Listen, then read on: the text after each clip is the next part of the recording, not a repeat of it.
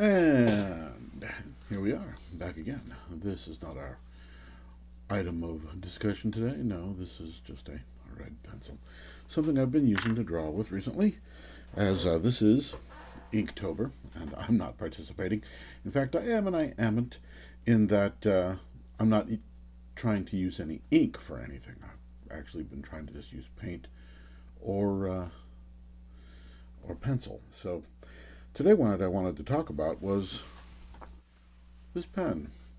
I've been cleaning out my bag, and this is one of the pens that kind of sits in my bag all the time. This is the Platinum Prefounte, and I have a couple of Platinum pens. Platinum makes pens in a wide range of prices from $7 to thousands of bucks, and I own quite a few Platinum pens. I have a couple of these because, well, actually, it's kind of a funny story, but I won't tell that story now.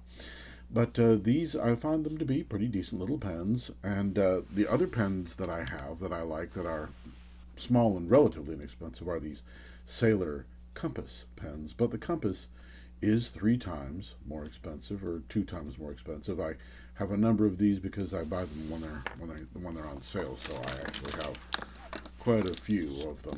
I have more than this too, but I use them with lots of different inks, water inks, so that I can go out and when I'm doing plein air, I can use them in a book, and then I can wet them and make the inks run and do some fun stuff that I just like to do when I'm goofing around and getting my fingers wet. But like I said, one of the pens that I keep in my bag is this pen. I keep it with Diatramentis Document black ink, typically. And the reason why is because this pen is really reliable. It is a medium point, steel nibbed pen, and I think I paid like $11 for this with shipping. And so it was really inexpensive. Now, I have shown you some of my other inexpensive pens, like this Jinhao. But the problem with this Jinhao is, even though they're relatively the same size and have a relatively the same nib as far as the line width goes, these pens, they crack and break, they fall apart. This was $1. And so for $9 more, you get 20 times the pen. These pens have an interesting feed. The feed is actually inside of this barrel section here, and you can't remove it. The cap, it's just a snap cap, but it still has this sprung cap end on it, which keeps the nib from drying out. Now, these pens are incredibly reliable as well, but like I said, these cost $30. This pen, I leave the Diatramentis Document ink in it. If it ever hardens and gums up my feed, it's an $11 pen. And the reason I could do that with one of those 99-cent pens or $1.20 pen, but they fall apart. And I could get, again, Platinum makes a $7 pen, but I didn't really like these $7 pens. And this is just a bit of a nicer pen. It is a very light pen, which is something important for me because of my hand, as I've discussed before. And a couple of things about this pen. One of the reasons why I bought this pen was because I originally purchased, when I wanted to buy one of my first really good pens, expensive Japanese pens, I bought this. This is a 3776. This is a really nice pen, the Century pen. It has this wonderful music nib on it, which I love to write with. I do a lot of letter writing with it, and it has that sprung cap in there, so you can feel it kind of seating, and it's a lot of fun. Well, when I bought that pen, what I didn't realize was these pens come with they don't come with piston converters, but the Century does come with a piston converter. I didn't know that. So when I purchased my Century, I also ordered a piston converter, leaving me a piston converter because the Century came one. I ended up with an extra piston converter, so I ordered one of these Prefounte pens just so that I could use that piston converter.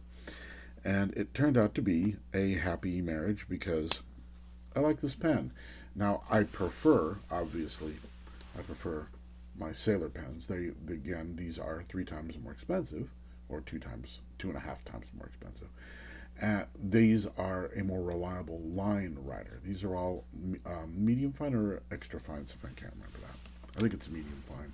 This, as opposed to this pen, which is a medium tip pen, which I like better for things like signing a bill writing my name at the bottom of a check receipt, and I carry this pen quite a bit. It's a good size for carrying because it's longer, and so that makes it more convenient for me. I also like the way this clip slides over things a little better than the Sailor pen. These can be a little hard to clip on and off of my shirt pocket or my jacket inner pocket. And so I do like these pens. Some things, again, it has this unique kind of feed. Now this pen is starting to run low on ink. Let's just post that barrel over here, and you can see this is the Platinum converter. I'm going to pull this out even though it's got a little ink in it, and you can see that it is a proprietary converter. It's not an international converter. It has this nice little metal ring around the end to keep the end from splitting, and it goes over the little nipple on the inside. It's a nice hard plastic. The ink doesn't tend to stick to it too badly, so I can always see where my ink level is. Now this pen hasn't been used and it's been kept nib up, so let's see if we can open this up. This is not a normal kind of a nib on here. These nibs are a little different. They have this like a long tail on them, and on this tail there's a little groove. You can't see it, but there's a little groove that runs across the top, and it just fits. And it'll just spin around and around in here until you push it all the way through. You can see the ink suddenly start to ball up right there, and they just snap right back in. And you can see that this pen's dry. I'll prime this up and we'll write with it in a minute. And this converter is completely disassemblable. Again, this converter has ink in it right now, so I'm not going to do that, but you would just unscrew the back of this, and there's a threaded piece in, and then you can completely disassemble this converter. And it threads together. You could probably eyedropper this, but I never do that for reasons that I could explain, but another time. So this design, the Sailor compass design, is of a more traditional design of pen. It threads on. The feed isn't permanently inside of the barrel, always post your barrel, and the converters, again, the converter for this pen as well is disassemblable, but you can see that this feed just pulls out, and we have a two-piece feed with a stainless steel nib. And you saw with the Platinum, you can see that nib, the nib and the feed were connected together there, held together. I'll show you that in a minute. These do have a way that they have to go in. They can't just go in any old way, willy-nilly. It wants to go in a certain way. And it's just friction fit in there, and it holds together just fine. But the converter, again, the converter is assemblable. This is a different looking converter, but the way it functions is exactly the same. You simply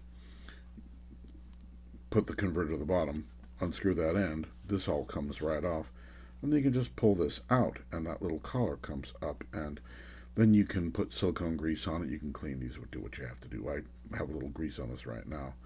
And then some of these pens, this little guide, this little plastic guide, will have a little tooth in it that keeps it from turning. This doesn't do that. This just uses pressure fit from this metal part. So put it back together, just screw this on, and screw it all the way to the top. Now once it's at the top, if I keep screwing, it'll just spin it around. That's where this piece comes in. It uses friction to hold that little top plastic part in, and then that keeps the threaded piece from spinning around inside the piston, and that's how it works. Pretty simple stuff. And these have a different kind of. They're made out of a different kind of plastic. The ink can tend to stay up on the wall, and it'll be harder to see where my ink levels are with these Sailor pens.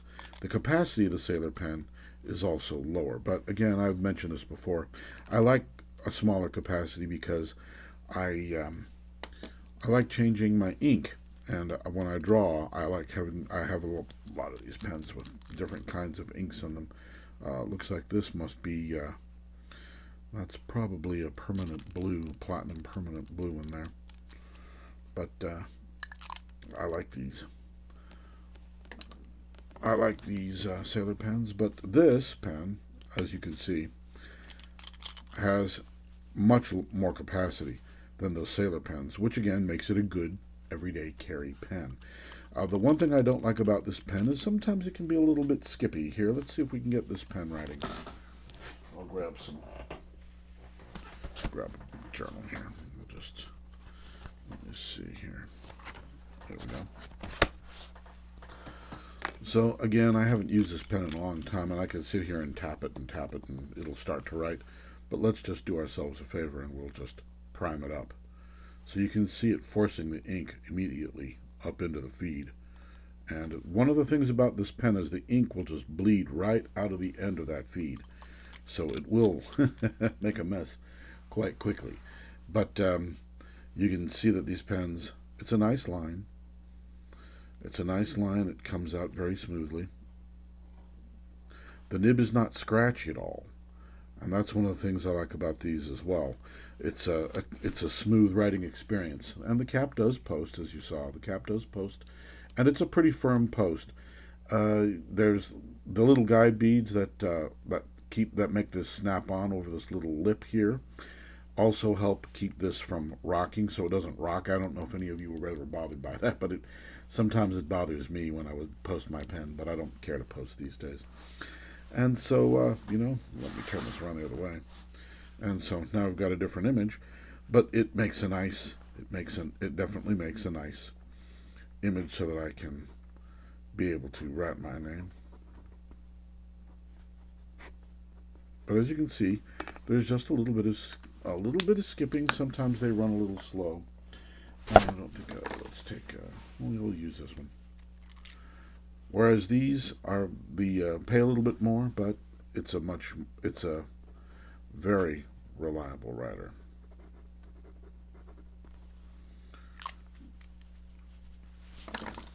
Here, we can take out that blue one that I was showing you earlier. This blue pen actually right now has platinum carbon blue in it, and it's a good writing ink. And again, this is a Diatramentis document ink, and it doesn't tend to dry out too much, and this pen will stay wet for a long time. I can use this. This ink dries a little faster than this ink. This ink dries a little faster, and that's another reason why I like this pen for carrying, to be able to sign papers and things like that when I'm at the bank or just going out to dinner. This pen works really well for just writing when I want to write. So, and of course, again, you can see the difference in the line width here too. You can hear the difference in the pen. I'm sure you could hear that other nib scraping by a little bit, but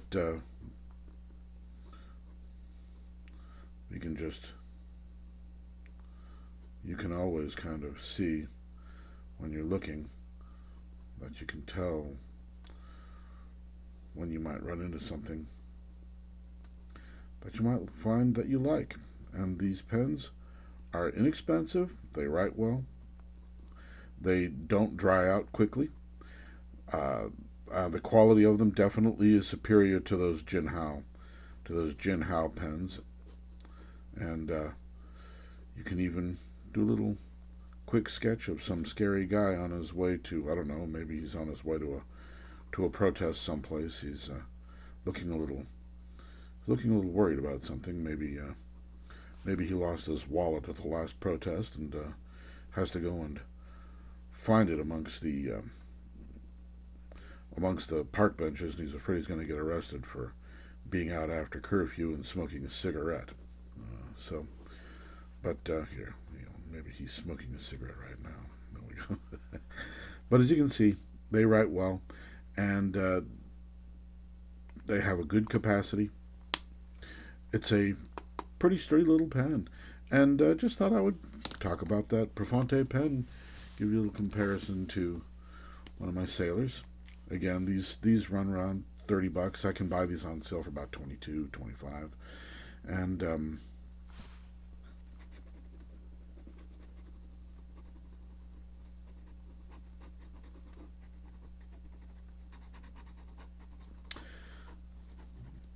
and you can take them and do some different things with them. Again, I like these inexpensive fountain pens. This is a steel nib as well. I like these inexpensive fountain pens for being able to take to write plein air. Now, I of course have my favorite pens, which would be this Sailor standard model, but on the again the standard model comes with a gold nib, and were I to drop it into the rocks, as I tend to do, yeah, I would lament the loss far more than if I were to drop one of these $30 or $11 pens. I don't really care for these for drawing, even though they have the larger capacity, because that nib is sometimes a little stiff to get started.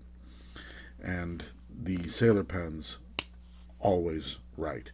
And again, the Sailor pen also fits my hand a little better, but for most people, I actually think this is the better pen for most people. I have to have smaller pens because of problems with my hand, but most people probably would prefer the larger pens. So if you're thinking about an inexpensive pen, just a starter fountain pen, definitely consider these Platinum pens. They have a wonderful line of pens. They have not only the Prefounte, they have they have a couple of others that they have, which with names that I can't even pronounce, and they start at $7. So I don't know. Until next time.